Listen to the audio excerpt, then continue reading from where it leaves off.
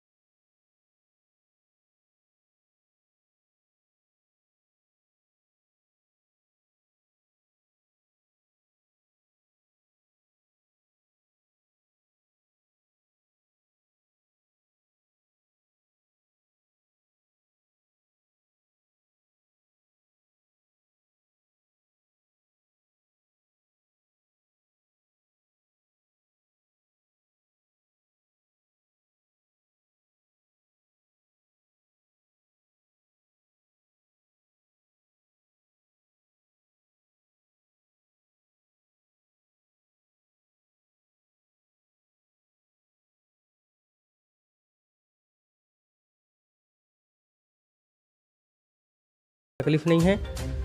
और हमें सर पिछले 6 महीने साल भर से मतलब अलग अलग आर ओ चलाने के लिए हमको तो बोला जा रहा था। बीच में अलग अलग जो पेशेंट बढ़ गए थे, हमारे 18 पेशेंट हो गए थे। और मशीन सर हमारे पास 3 ही मशीन है।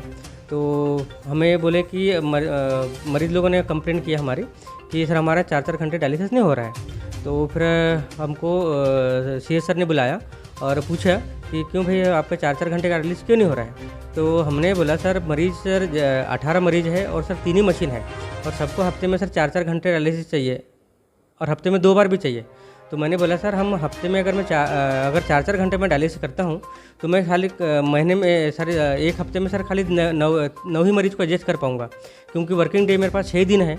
और 6 दिन में मैं अगर एक ही शिफ्ट लगता है तो मैं एक दिन में 3 ही मरीज़ ले पाता हूँ। तो 3 सोमवार को, 3 मंगल को और 3 बुधवार को। अब ये पेशेंट रिपीट होते हैं, तो 3 9 पेशेंट हुए, अब ये फिर रिपीट होंगे। तो मेरे पास मेरे पास जो 9 मरीज़ जो बचे हैं, तो मैं उनको कहाँ डायलिसिस करूँगा।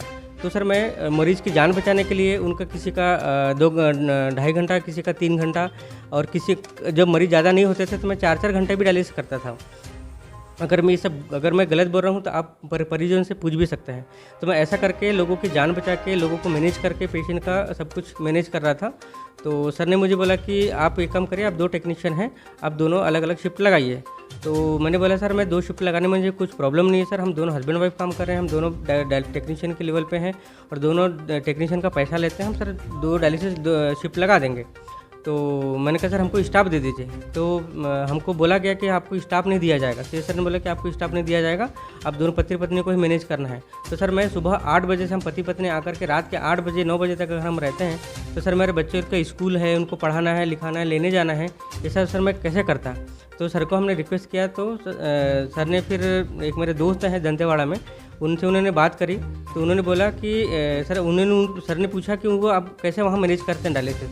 तो उन्होंने बोला कि हम सर एक शिफ्ट में 1:4 का रेशो रहता है। मतलब एक शिफ्ट में हम जो लोग 4 लोग रहते हैं, एक टेक्नीशियन रहता है, एक असिस्टेंट रहता है, एक वार्ड बॉय रहता है और एक सिस्टर रहती है, कि आपको अकेले ही करना है। तो सर मैंने बोला सर ठीक है सर, हम अकेले काम करेंगे, पर ये बताइए कि अगर मुझे आर ओ भी चलाने जाना है, वहाँ पर आर ओ चालू करने के लिए कम से कम 50 मिनट का वक्त लगता है, बेकवाश करना है, रिंस करना है, ये सब चीज़ मुझे काम करना होता है। अगर मैं मरीज़ छोड़ करके 1 घंटे के लिए ऊपर जाता हूँ और मरीज़ अगर मर गया, मरीज़ को कुछ हो गया, तो सर मेरे सारा जो ब्लेम है वो मेरे ऊपर आएगा। तो मैंने सर को बोला सर आप एक स्टाफ दे दीजिए। सर ने मना कर दिया। तो फिर हम मतलब हमको 1 बार बोला गया, 2 बार बोला गया, 3 बार बोला गया, तो हम लोग हाँ करके आ जाते थे और हम अपना काम पति पत्नी कर ही रहे थे। तो एक दिन सर ने बहुत जोर से हमको डांटा और बोला कि यार तुमको समझ में नहीं आ रहा है क्या कि आप 2 शिफ्ट लगाने बोल रहे हैं। तो हमने कहा सर आप स्टाफ दीजिए, हम लगा देंगे। तो फिर सर ने हमको फिर एक स्टाफ दिया। तो एक शिफ्ट में हम लोग फिर 2 लोग हमने काम कर रहे थे। सुचारू रूप से भी काम चल रहा था जैसे तैसे। तो फिर मैंने जो मेरा बाहर जाने को जो काम था, मुझे जो सपोर्टिव स्टाफ दिया था मैं और मेरी वाइफ को, तो हम अलग अलग 2 शिफ्ट में जो सपोर्टिव स्टाफ थे, हम वो बाहर का काम हम मुझसे करा रहे थे, और जो मैं अपना काम है मैं डायलिसिस यूनिट का कर रहा था। पेशेंट से संबंधित मशीन चलाना, प्राइम करना है, जो मशीन का जो भी काम है, और इवन मरीज़ का जो भी इमरजेंसी है, जो भी तकलीफ होती है, तो मैं उसको मैनेज करता था। तो फिर एक दिन हमारे जो कश्यप महोदय हैं वो ऊपर में गए होंगे, तो वहाँ पर हमारी सिस्टर जो ब्रेकफास्ट अरेंज कर रही थी, तो उनको बोला कि टेक्नीशियन कहाँ है। तो उन्होंने बोला कि टेक्नीशियन तो सर नीचे हैं। तो बोले वो कहाँ गए, वो उनका काम है, वो करेंगे। तो मुझे सर ने बोला, और फिर मैंने सर को बोला कि सर मैं मशीन छोड़ करके, मरीज छोड़ करके डायलिसिस के बाहर नहीं जा सकता हूँ।